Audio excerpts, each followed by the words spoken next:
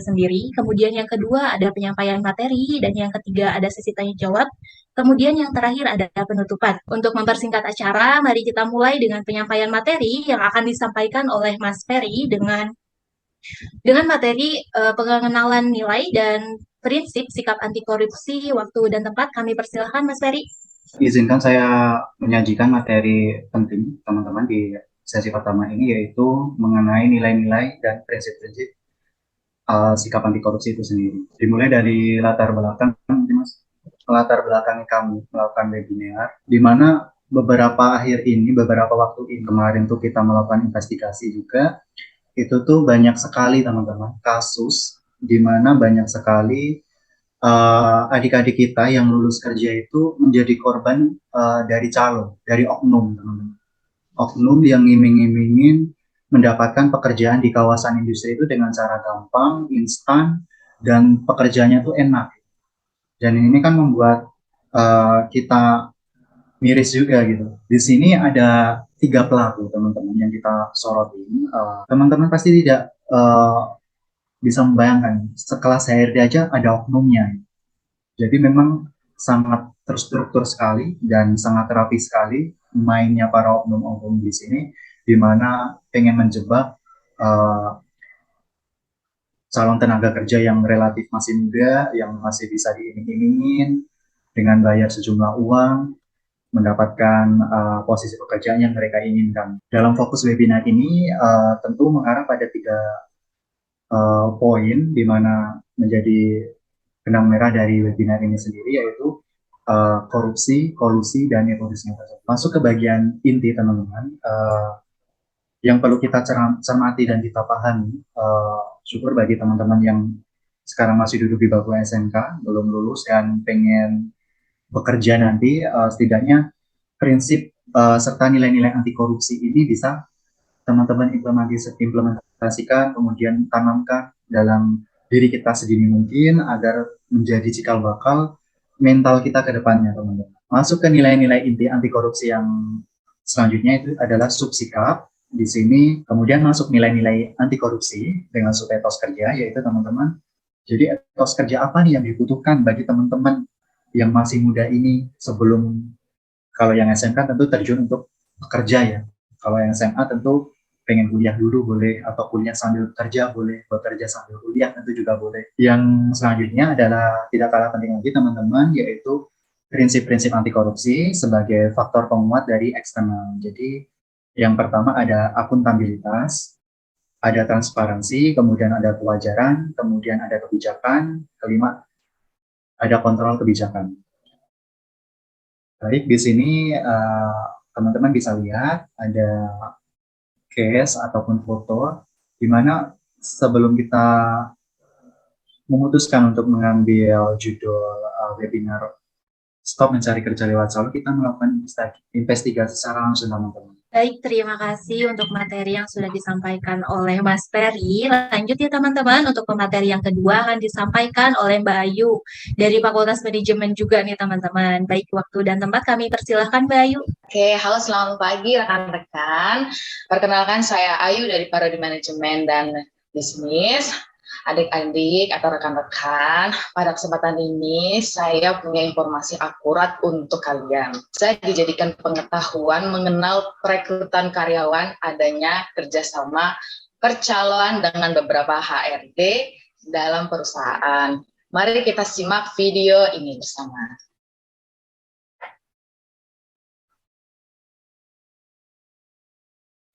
Mau menawarkan jasa seperti calon pegawai karyawan di perusahaan Bapak, kalau bisa ada kerjasamanya seperti apa ya Pak ya? Untuk prosesnya sih biasa, kita awalnya kita harus CV-nya dulu dikirim gitu kan. Nanti kita akan seleksi untuk dokumennya gitu kan. Dan terus itu selanjutnya baru kita proses untuk jadwal pemanggilan calon pegawai karyawan tersebut gitu. Gitu. Kita kenakan biaya berapa, 150.000 per orang. Kalau di dalam daftar sih ada biaya pelatihan termasuk jasa itu, kalau kita salurkan di perusahaan yang cukup bonafit dan cukup bagus ya biasanya sih kita nggak juta. Tapi kalau untuk perusahaan yang sedang ya biasanya antara 4 sampai 5. Tapi kalau untuk perusahaan yang biasa ya paling sekitar 2,5 3 lah, itu masih Untuk sebut saya kan nih Pak. memang biasa kita sanggahkan sih Mbak Dina. Cuma kita bisa kesepakatan sih, biasa kita yang standar itu biasanya sih 10% sampai 15%. Oh, satu anak ya Pak ya? per anak. Per anak ya. Fee-nya buat saya jelas ya Pak ya gitu. Kalau sampai saat ini jelas kita ada beberapa semacam rekrutmen freelance itu kan. Ini sudah menjadi dasar data pembuktian untuk kalian bahwasanya percaloan dan HRD itu saling bekerja sama. Sebelum melanjutkan ke materi yang terakhir, masih pada semangat buat dengerin ya.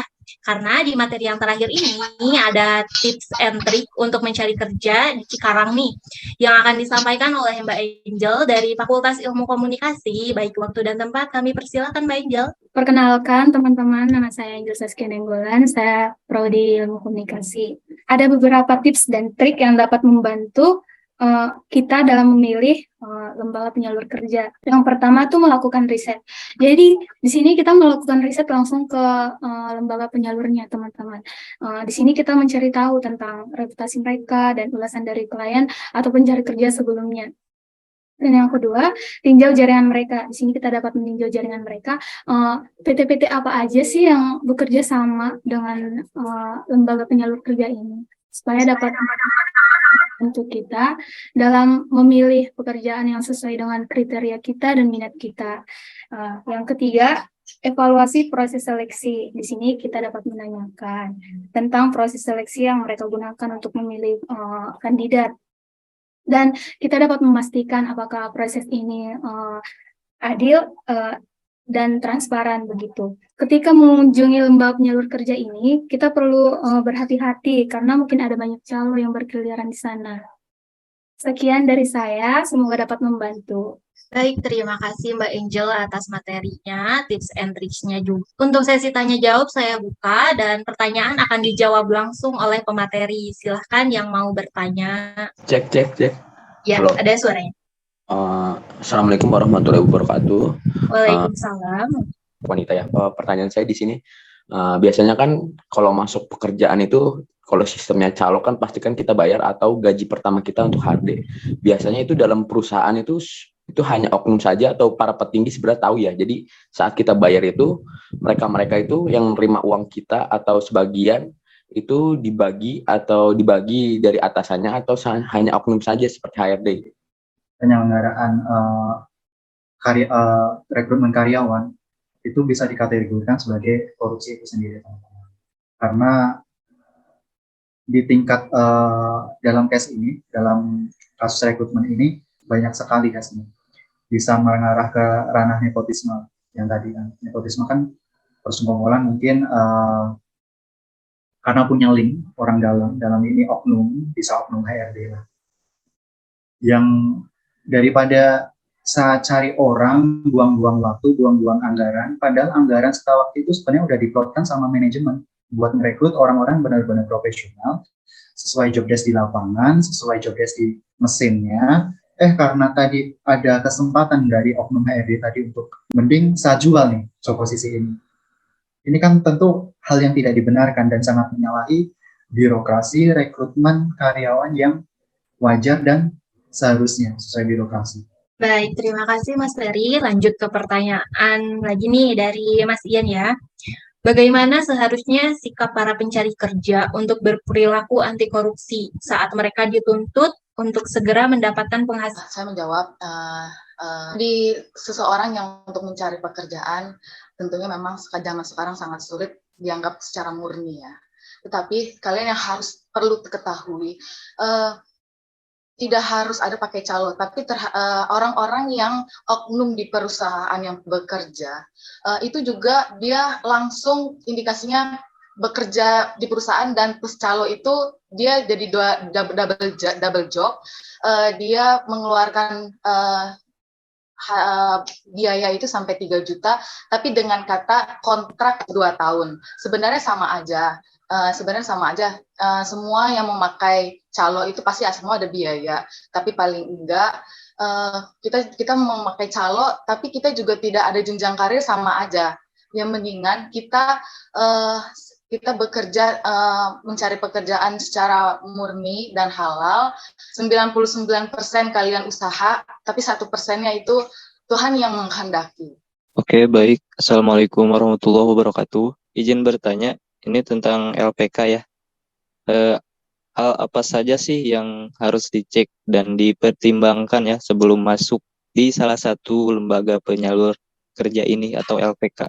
Karena banyak LPK yang kayak ilegal gitu kan.